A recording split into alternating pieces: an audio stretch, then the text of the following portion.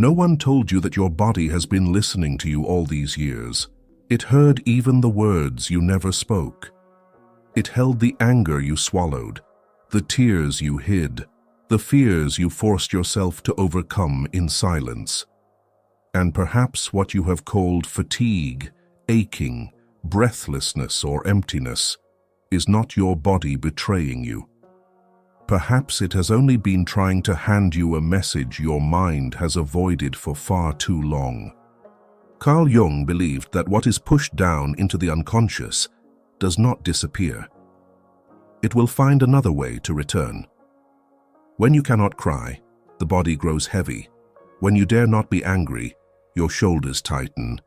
When you dare not say, "I am in pain," the heart learns to close itself. And so, healing does not begin by forcing yourself to become stronger. It begins the moment you place your hand on the part of you that hurts and speak in a truly gentle voice. "I see you. I am sorry I forgot you.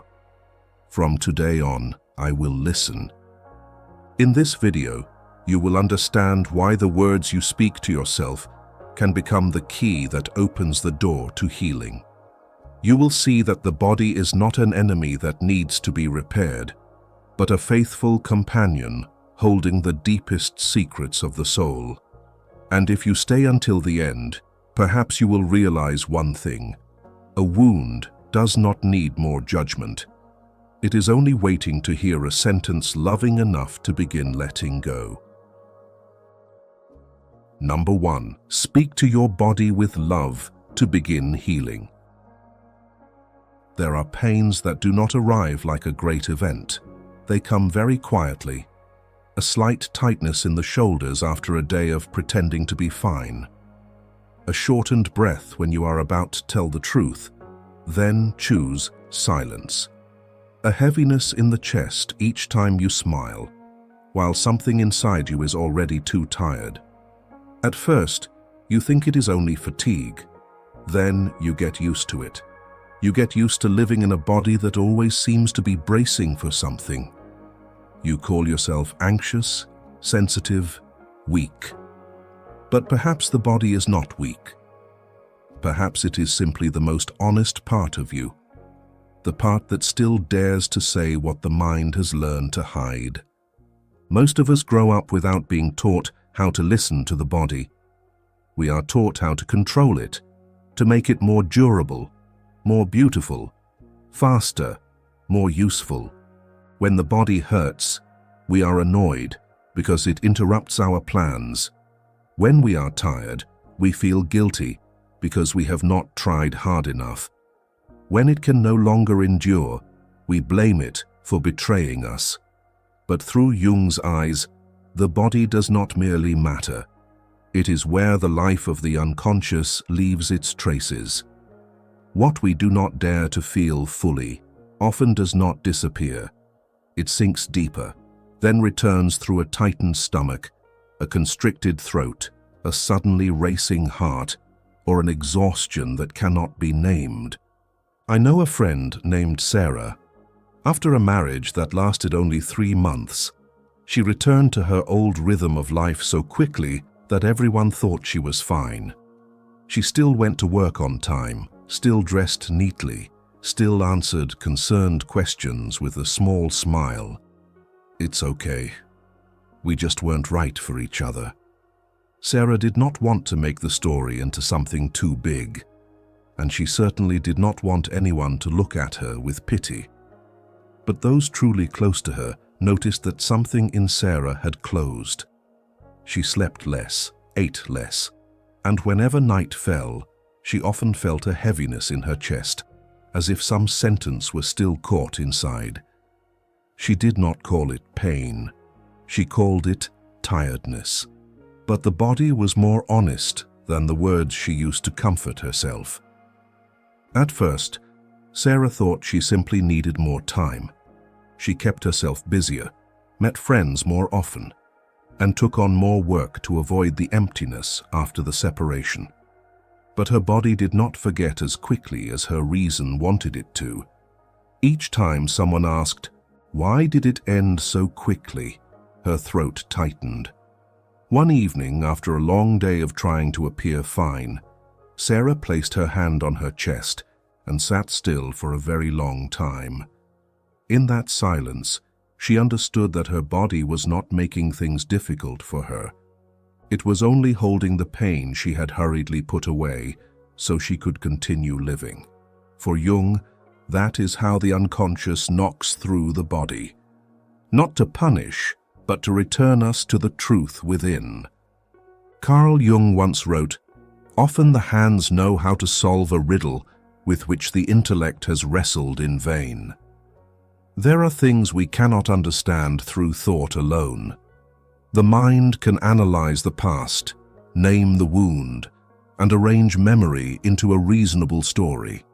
But the body still holds the part of truth that has not yet been touched. A hand placed upon the place that hurts, if accompanied by true gentleness, can say to the body what reason has never been able to say. I am here, and this time I have not come to silence you. Therefore, speaking to the body with love is not a miracle, nor does it deny the necessary care of medicine. It is a shift in one's inner posture. Instead of standing before the body like someone inspecting it for faults, we stand before it as before a faithful witness. We do not force it to give an answer immediately. We do not demand that it calm down at once, so we can go on living as before. We simply begin to acknowledge that perhaps every signal in the body carries a piece of history, something once swallowed, a boundary once crossed, a sadness that once had to behave as if it did not exist. When that recognition appears, the body is no longer seen as an obstacle. It becomes a place where we learn again how to listen to ourselves. Imagine the body as an old instrument. Each memory is a string. Each emotion is a degree of tension. Each time you remain silent to keep the peace, a note gets trapped somewhere inside the sound box. When the sound is no longer clear one day, the hurried person will blame the instrument for being broken. But the one who knows how to listen will bend down, touch each string gently, and notice which one has been pulled too tight, which one needs to be loosened, which one needs rest. Your body is the same. It does not create pain to fight against you. It sends a signal because some part of your inner life has been stretched too far for too long. Seen through Jung's perspective, what matters is not assigning every sensation in the body a fixed meaning. The human soul is deeper than any formula. Pain does not always need to be explained right away. Sometimes it only needs to be met with a different attitude. If we meet it with fear, we will look for ways to avoid it. If we meet it with anger, we will only want the body to be silent.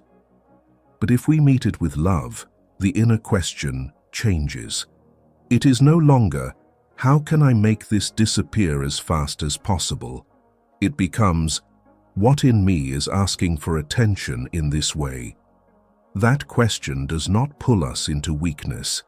It brings us closer to the truth we have overlooked for too long. Perhaps healing does not begin with every symptom leaving at once. It begins when the body is no longer the place where we place control and silent judgment. When we stop seeing pain as something to hide, stop seeing fatigue as an inconvenient interruption, stop seeing sensitivity as something that must be locked away to fit the outer world. A place in the body that has once been hated will need time to trust gentleness. But that very gentleness slowly creates a new atmosphere within, where emotion is recognized before it becomes tension, where overwhelm is heard before it becomes depletion. And in the moment we begin speaking to ourselves in a gentler voice, a small door opens. We do not step into a more perfect life. We step into a truer life, where the body no longer has to hold for us the things we have never dared to say, where the soul no longer has to borrow pain in order to be noticed, and where love for oneself begins with one very simple thing: staying long enough to hear what is waiting inside to be named. Number 2. Each pain is a letter from deep within. And when we begin speaking to the body with love, something very quiet changes. We no longer see pain as something that interrupts our life. We begin to sense that behind it, something is asking to be recognized. Not every pain carries a mysterious meaning, and not every tiredness needs to be interpreted as a symbol. But there are pains that return again and again, areas of tension that come back precisely when we are trying to avoid a certain truth, bodily sensations that feel like letters sent from very far away. They are not loud. They do not force us to read immediately. They simply lie there patiently, waiting until we stop running past ourselves. In literature, perhaps few images express this as delicately as the Little Mermaid in Andersen's fairy tale. To step onto land, she must trade away her voice. From then on, every step she takes hurts, as if she were walking on sharp knives, yet she still has to smile, remain silent, and keep moving through a world that cannot hear the deepest thing inside her. Seen through Jung's eyes, this is not only a sad love story. It resembles a symbol for those who have lost their true voice in order to belong, to be loved, to be accepted. When the voice is taken away, the body begins to speak in its place, and every painful step the Little Mermaid takes becomes a letter written in blood, saying that a part of the soul has paid too high a price just to stand inside a life that was never truly meant for it. Many of us live like that too, only more quietly. We do not lose our voice in the fairy tale sense, but we learn not to say what we truly need. We do not walk on knives, but we pass through many days with a heavy chest, a tightened stomach, an aching head, a body that no longer feels light. We do not call it a tragedy. We call it maturity, responsibility, and being considerate. But the body does not care about the beautiful names we give to self-abandonment. It only records what happened, how many times we betrayed our true feelings, how many times we smiled when we wanted to cry, how many times we said yes, while everything inside whispered no. Carl Jung once wrote, "The gods have become diseases. Zeus no longer rules Olympus, but rather the solar plexus." The sentence sounds as if it comes from a mythic world, yet it touches the lives of modern people. Jung reminds us that the deep forces of the psyche do not vanish simply because human beings stop calling them by sacred names. What once appeared as gods, fate, or a call from the depths may today appear as anxiety, obsession, tension, emptiness, or silent disorders in the body. When the deepest part of us is no longer heard as soul, it can return as a symptom. Modern psychology also helps us understand this in a more familiar way. When a person lives under stress for a long time, the nervous system does not merely think it is unsafe. It learns to live in unsafe conditions. Muscles tighten, breathing becomes shallow, sleep becomes fragile. The body reacts before reason has time to explain. A message, a glance, a casual question can awaken an entire region of old memory. So there are times when what we call an overreaction is actually an old letter opened too suddenly. The body does not speak in complete sentences, it speaks in signals, and if we only try to seal those signals shut, we may miss the true content inside. Imagine each pain as a letter written in invisible ink. When we are in a hurry, We see only a blank page and assume it means nothing. But when we bring it close to the warmth of attention, the words slowly begin to appear. Not to frighten us, not so we can diagnose ourselves with rigid conclusions, but so we can recognize that a part within has tried every possible way to be seen. A pain in the chest may not immediately tell us what it is, but it may lead us toward words never spoken. A tightened stomach may not give an answer, but it may point toward a place where we have tried to control for too long. A lingering exhaustion may not have one single story, but it may remind us that this life has consumed more of us than we ever admitted. The important thing is not to turn every signal from the body into a sentence of judgment. That is not Jung's spirit. Jung does not invite us to impose meaning onto pain. He invites us to enter into dialogue with the symbols that inner life sends to the surface. A symbol is never exhausted by one explanation. It opens into many layers. It asks for patience, humility, and a listening attitude. Pain is the same. It does not always need to be interpreted immediately. Sometimes it only needs us to stop treating it as an obstacle. Sometimes it needs us to recognize that behind a very small sensation may be an entire history that has never been told in words. So what you need to do is simply create a pause short enough not to feel heavy, yet real enough for the body to feel noticed. During the day, choose a slightly quieter moment. Bring your attention to the part of the body that is tense, tired, or heavy. There is no need to ask question after question. No need to force yourself to find a cause. Simply acknowledge gently. There is a signal here. Something in me needs to soften. A letter has arrived. Then breathe a little more slowly, as if you are opening that envelope with the gentlest hands possible. This practice is not meant to make all pain disappear at once. It only helps you begin a new relationship with what has waited inside for so long to be heard. If this part touches you, share your feelings in one honest sentence. It does not need to be long, beautiful, or fully explained. Just write down what moved quietly in you when you heard the image. Each pain is a letter. Sometimes a sentence is not written down for others to read first.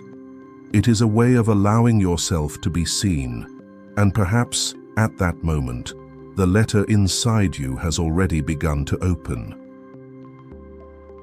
Number 3. Dialogue with the unconscious to understand what the soul conceals. The moment we realize that each pain may be a letter from within, we begin to wonder who wrote that letter. The answer is not always on the surface. There are things we think we have forgotten, but in truth, they have only been placed in a deeper room. There are emotions we do not name, yet they continue to live through very small reactions, a silence that makes us uneasy, an ordinary sentence that tightens the heart, an old dream that returns again and again as if it wants to lead us somewhere. For Jung, the unconscious is not only the darkness within us, it is the place where the soul continues to speak through symbols, images, feelings, and repetitions. A follower of the channel once left a comment sharing that she often dreamed she was standing before an old house. The front door was always slightly open, and inside there was a very dim light, but at the end of the hallway there was a locked room. Every time she moved closer to that room, she heard a child crying, then woke with her heart racing. At first, she thought it was only a strange dream caused by stress, but the dream kept returning. One night, instead of trying to forget it, she wrote down every detail: the house, the hallway, the crying, the lock. And when she looked at those lines, She suddenly remembered the childhood years in a family where no one was allowed to be soft. When she was sad, she was told she was exaggerating. When she was afraid, she was told to be good. When she needed to be held, she learned to stay silent so she would not be a burden. Seen through Jung, that dream was not simply a scattered story of the night. It was like a letter written in images. The unconscious did not say directly, "There is a child in you who was once very lonely." It built a house, locked a room, and placed a child's cry behind the door. Then it brought her back there many times, not to frighten her, but to invite her to look at a part of life that had been closed for too long. Dialogue with the unconscious begins with exactly that attitude, not rushing to decode, not rushing to conclude, but respecting enough to understand that what returns again and again usually does not return without meaning. We might imagine the unconscious as a theater beneath the ground. By day, we live on the stage above, working, talking, replying to messages, maintaining the appearance of normality. But deeper down, there are still characters who have never stepped into the light. There is a child who wants to be protected. There is an angry one who has endured too long. There is a tired part that has always had to seem understanding. There is a longing to be loved, a longing we may have judged as shameful. If we never descend into that theater, those characters do not disappear. They simply find ways to appear through dreams, sudden feelings, and reactions that make us feel strange even to ourselves. That is why sometimes we do not understand why something small can hurt us so deeply. A mild rejection can awaken a memory of being left behind. A cold glance can touch an old feeling that we are not worthy of love. Someone's silence can return us very quickly to years while we had to guess at another person's affection in anxiety. If we look only with reason, we may blame ourselves for reacting too much. But seen through Jung's eyes, perhaps the present is only the key that touches a room long locked. The pain does not come only from the moment happening now. It also comes from all the old things that have never been brought into the light.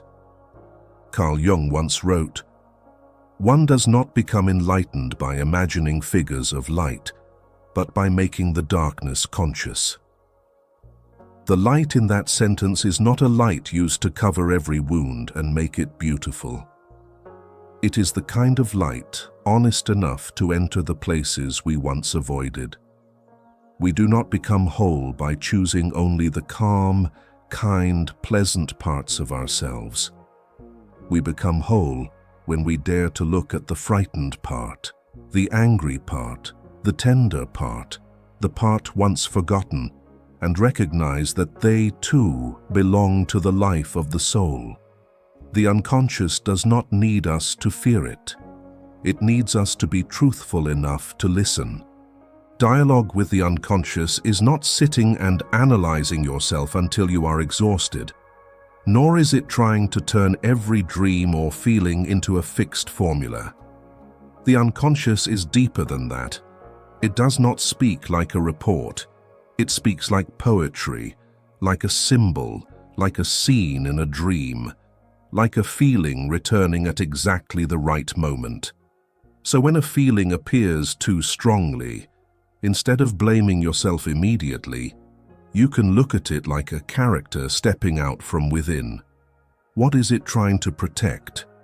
What memory is it carrying? Where does it want to be acknowledged?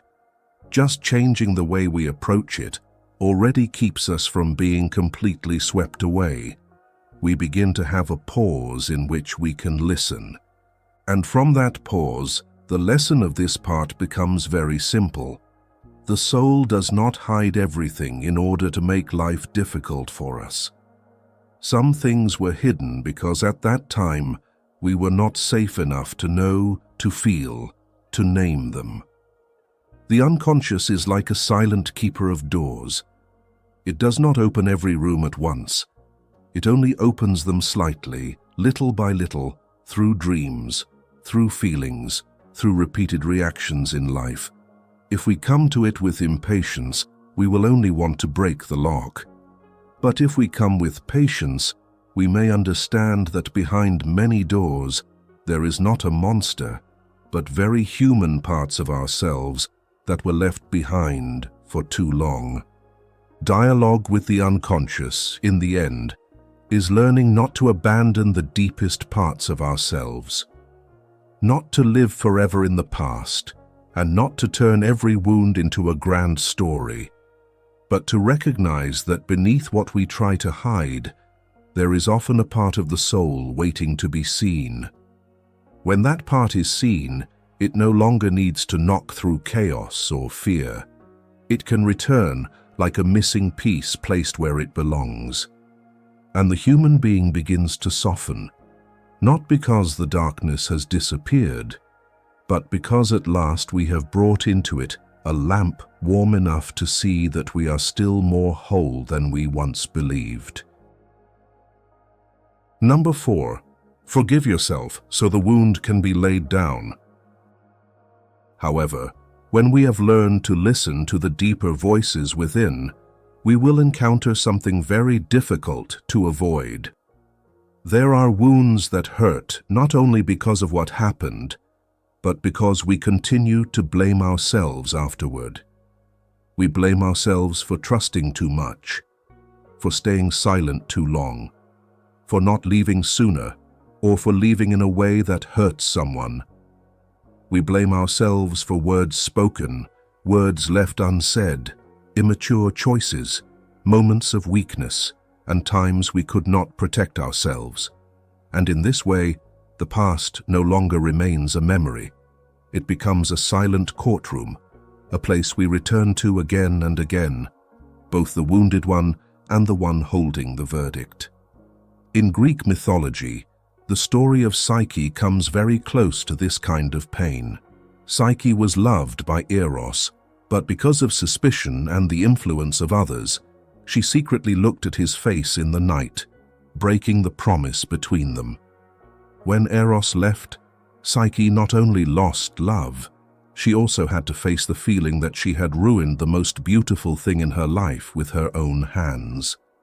That pain is not loud, but it is deeply human. It is the pain of, if only I had trusted more, if only I had been calmer, if only I had not let fear lead the way. Many times in life we do not only regret what was lost, we also ache over the part we played in that loss. But Psyche's story does not end with a mistake. She must pass through many trials, learning patience, humility, and the ability to distinguish real love from fear within. Seen through Jung's spirit, that journey is not merely punishment, it is the maturation of the soul. Psyche is not healed by denying what she did.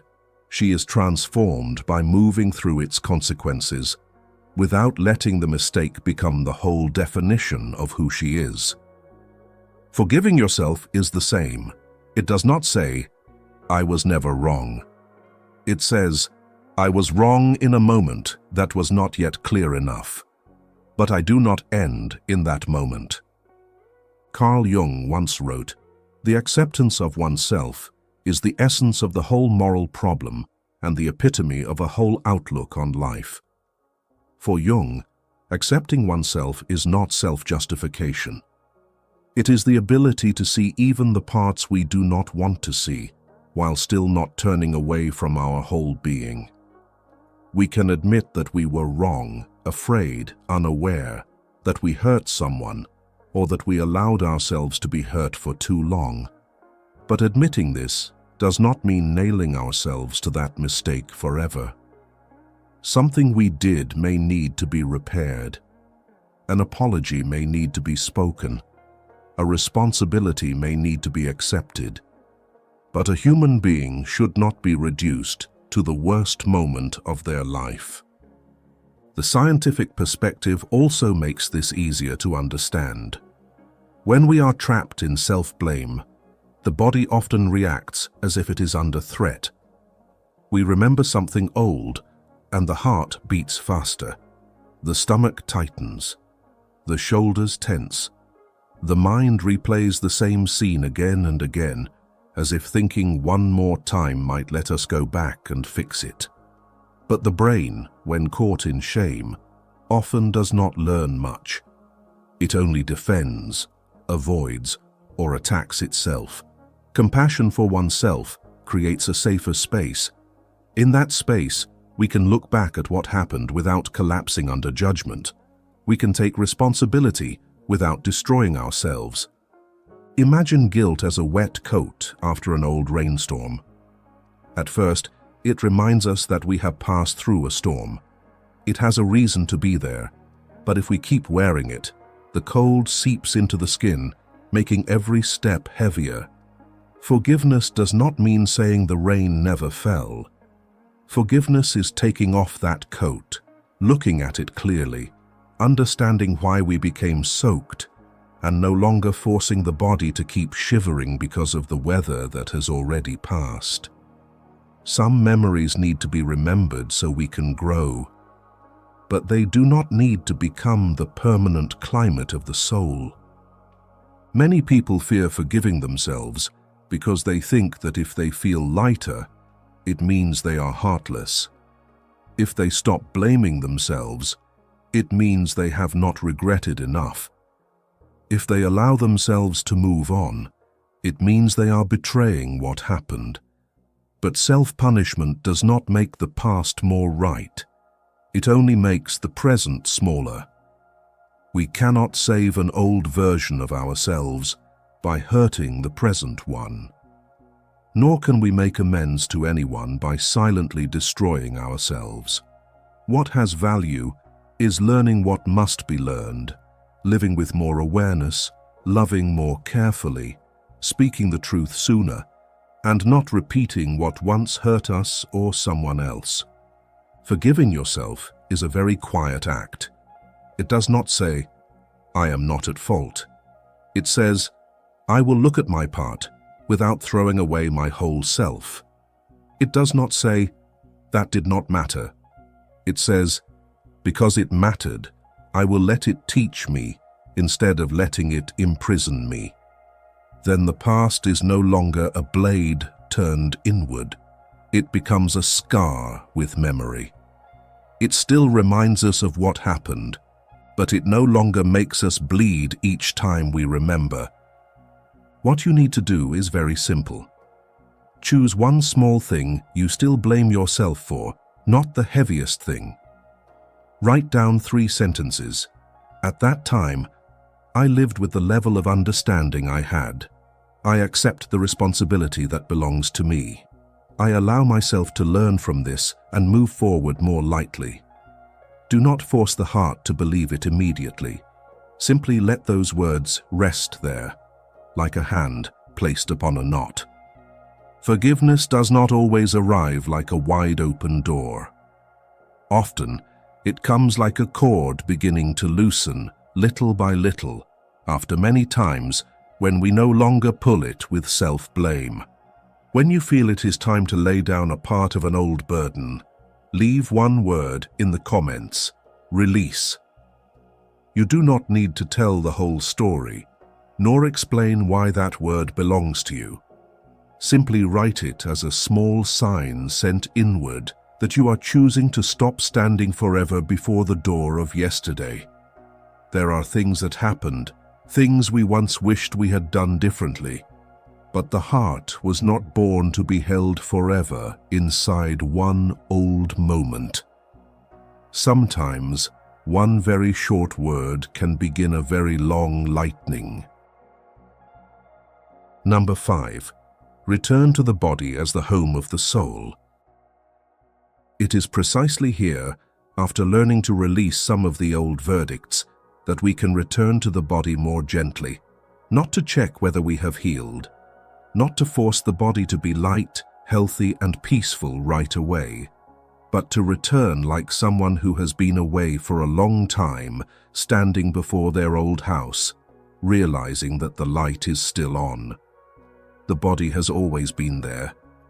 In the days when we were busy living inside thoughts, work, other people's expectations, and worries that had not yet been named, the body was still quietly holding us to life.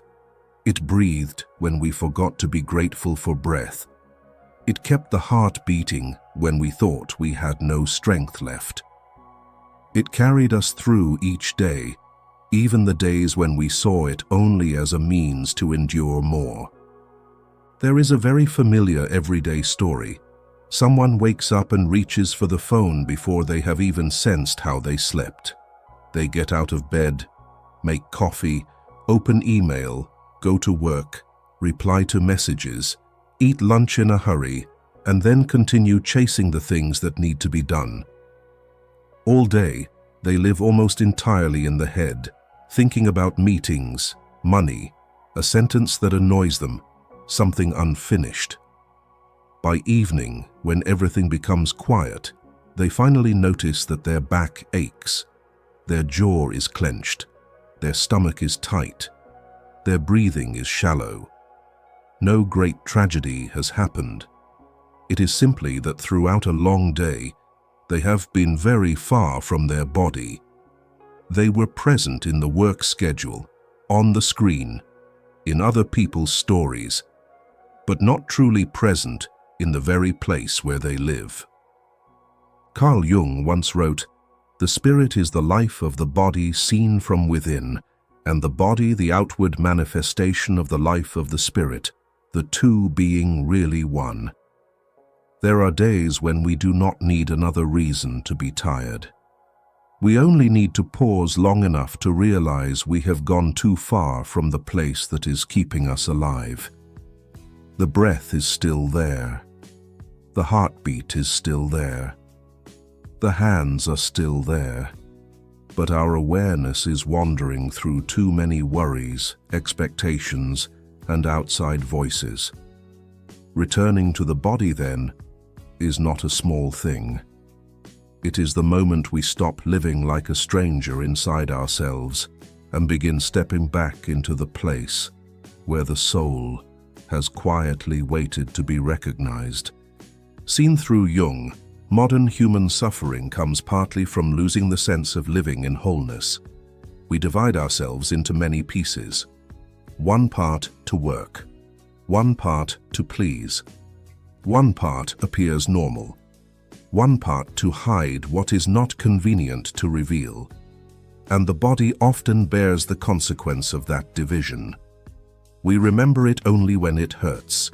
We care for it only when it can no longer endure. We listen to it only when it interrupts what we want to do. But the body is not the servant of ambition. It is the first home of the soul. Before we had a name, a profession, a role, or a story to tell about who we are, we had breath, heartbeat, skin, hands, eyes. We lived through this body before we learned how to explain ourselves. We can imagine the body as an old house standing in a deep garden. For many years, we used that house only to shelter from rain, to store things, to pass through quickly. We closed certain rooms because we did not want to look back. We let dust settle on the windows because we were too busy looking outward. We became used to living on the porch, where others could see us as fine, neat, understandable.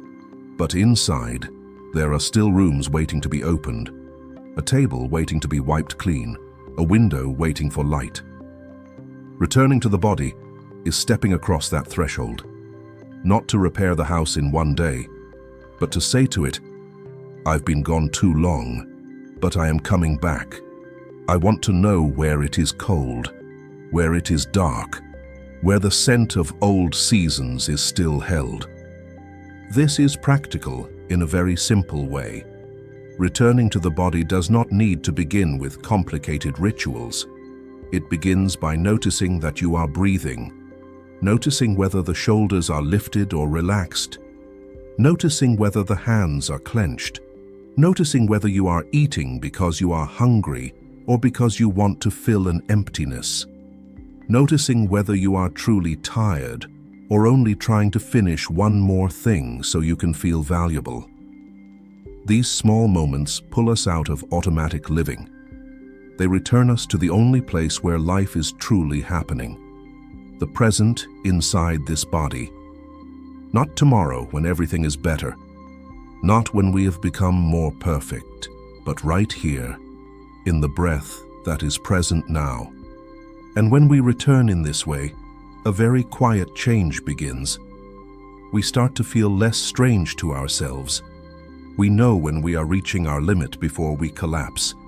We recognize an emotion rising before it becomes words that wound. We feel the need for rest before the body has to use pain as a signal. This is not controlling the body.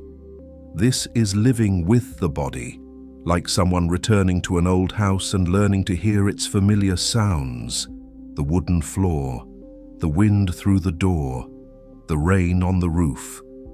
The more one listens, the more one knows what the house needs. The more one cares for it, the more the house becomes a place to dwell, not merely to exist. The final lesson of this part is simple. The body is not the place where we are trapped. It is the place where we are given the chance to return. Return to the truth of feeling.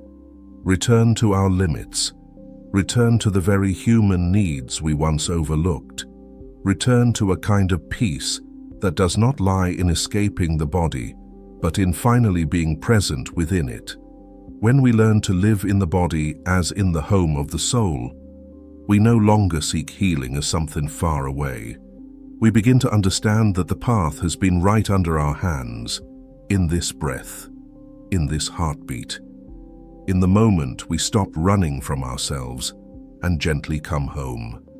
After all, perhaps what Jung wanted us to see was not a distant path of healing, but a very near return, a return to the way we speak to ourselves when no one else is there. Because the body has been listening to us for a very long time. The unconscious has been listening to us for a very long time. The most wounded parts of us